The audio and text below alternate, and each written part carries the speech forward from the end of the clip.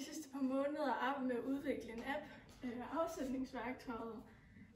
Formålet med appen det er, at det gør det nemmere for elever på HX til at finde idéer og inspiration til, hvordan de skal bruge afsætningsanalyser og modeller. Vi fandt inspiration ved at lave en persona, hvor det er, vi har brugt Christine, som er 17 år, hvor vi ligesom bruger hende og hendes erfaringer med skolen til at sådan ligesom programmere den her app, og hendes udfordringer ved at sådan sætte de her modeller sammen. Udviklingsproces og vores samarbejde, og der har vi så brainstormet en masse idéer om, hvordan vi vil lave vores app. Vi har lavet skitser, og så vurderede vi ligesom, hvilke skitser, der fungerede bedst til at kunne lave den her app, og så begyndte vi egentlig bare med at gå i gang ved, at vi hjælpe hinanden, give hinanden opgaver og snakke sammen om, hvordan det skulle se ud. Okay, så jeg vil forklare mine koder inden fra andre analyser.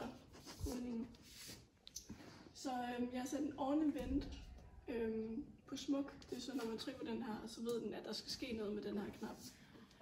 Så de her variabler er sat ind til position smuk, hvor den så ved, at den skal begynde med det her.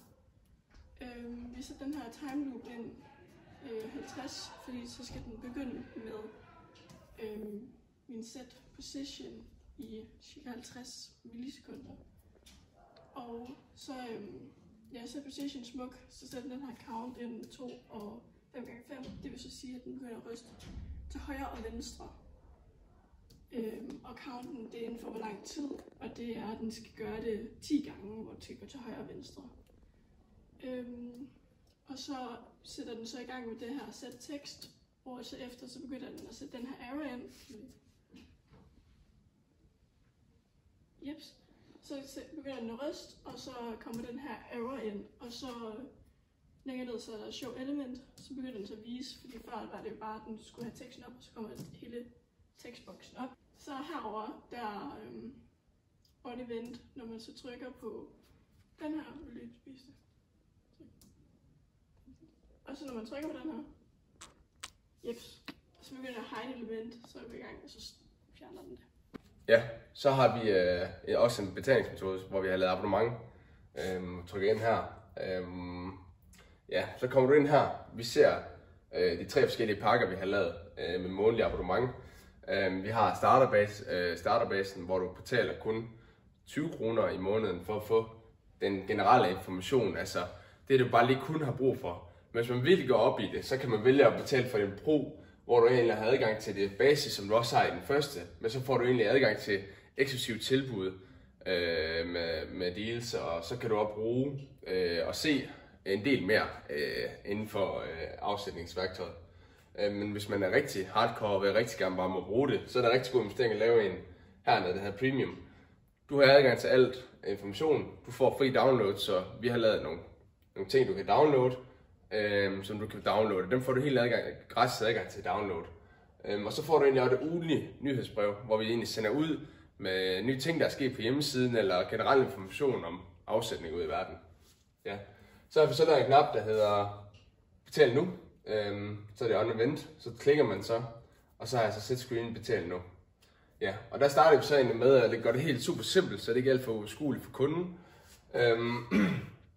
Vælg dit abonnement.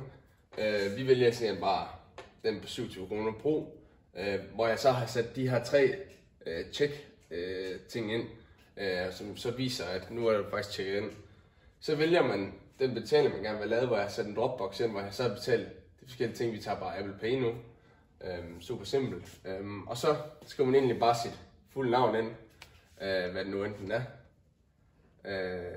Ja, og så, det var lidt, der står lige noget der, ja. Det var så adresse, der skulle stå dernede.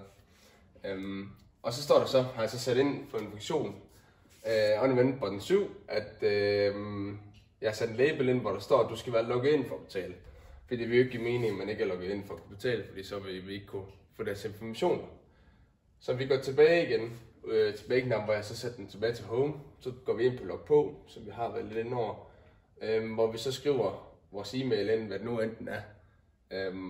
Hvis du lige skriver lidt hurtigt, et eller andet. Bare hurtigt et eller andet. Ja. Det kan være lige meget. Ja. Og så gå ud over. Yes. Så logger du på. Og så står der egentlig, at man er allerede logget ind, fordi vi er allerede logget ind. Så ja, og det er egentlig også bare det samme, vi har gjort, det der med, at vi har sagt, når man trykker på den knap, så shower man et element og et label, og hvor der står, at du skal være logget ind for at logge på. Og så det første, jeg har gjort, det er, at jeg ligesom har gjort så, at den her boks kan komme frem og så tilbage igen. Det har jeg så gjort ved, at når man trykker on event string, så skal der ske noget. Og så har vi så brugt den her formel til at tjekke, er den vist, som den ikke er. Og derfor siger vi så show element, hvor den så viser boksen her. Og så når den ligesom har vist den, så bruger vi variablen til at tjekke, om den er vist, og det er den så. Og hvis den er vist, så skal man hide element, string, og det er så det, man bruger her. Og der har jeg lavet sådan en hidden box. Og så når den er hided, så bruger vi variablen igen, false, til at sådan vise, nu er den væk og gemt. Så har jeg også brugt en kode til den her side, hvor at man ligesom kan få de her bokse frem og tilbage. Formålet med det her, det er, at når man trykker på modelinfo, så kommer den her boks ligesom ned, og så dermed rykker de andre elementer sig også. Her har jeg brugt modelinfo, og så har jeg ligesom trykket på den. Og så når det er, at man har trykket på den, så er de ikke vist endnu. Det har variablen false vist. Men dermed skal den vise show element. Den skal vise den her. Men det er kun, altså de her, de bliver sådan taget nedad. Så for eksempel herover der er x-positionen 20, hvor det er, at den anden, den skal vi så bruge til at rykke dem her ned. Og det gør vi så ved at sætte de her positioner. Og der har jeg ligesom brugt min skitse til at finde ud af, hvor de skal være henne. Og så når det er, at de er blevet vist, så har den ligesom sagt, nu er de blevet vist, og når det er, at de er blevet vist, så skal vi hide element igen ved sort. Og så bliver de egentlig bare trykket tilbage på deres oprindelige position. Så en af de gestaltlove, vi har brugt rigtig meget, det er loven om lighed. Og her er et eksempel på, hvor vi har gjort det. Med de her 3 knapper, de har ligesom den samme farve. Og altså, den her udligning her, så der vi bruger på alle vores knapper, det gør det ret tydeligt, at det er noget, man kan trykke på, samtidig med, at der står noget.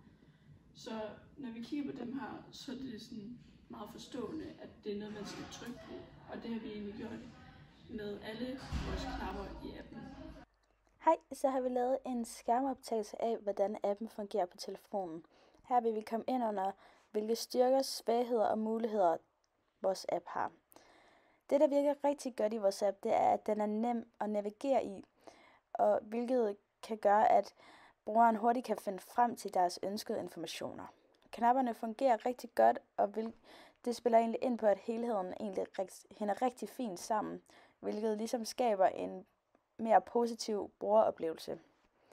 Dog er der også nogle ting, der virker lidt mindre godt. Nogle af teksterne i appen er lidt for lange, som vi kan se her i sort, hvilket kan gøre det lidt mere overskueligt for brugeren at læse om, især dem, der har svært ved det. Derudover mangler vi også et ensartet design, for eksempel kunne farverne på formerne og knapperne være det samme, hvilket kan ligesom give os det her ensartede og mere professionelt udtryk. Det, der gør appen rigtig god, det er, at den er virkelig enkel, og den er overskuelig. Funktionerne er altså tydelige, og brugeren ved hurtigt, hvad man kan gøre, og hvad man kan gå ind på.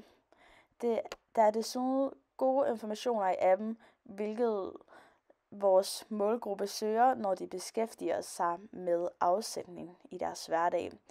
Derfor er vores app brugbar og informativ, hvilket er noget, vi sætter rigtig stor fokus på. Der er også nogle justeringer og nogle forbedringer, vi ligesom kan lave ved vores app for at gøre den pænere og mere ensartet.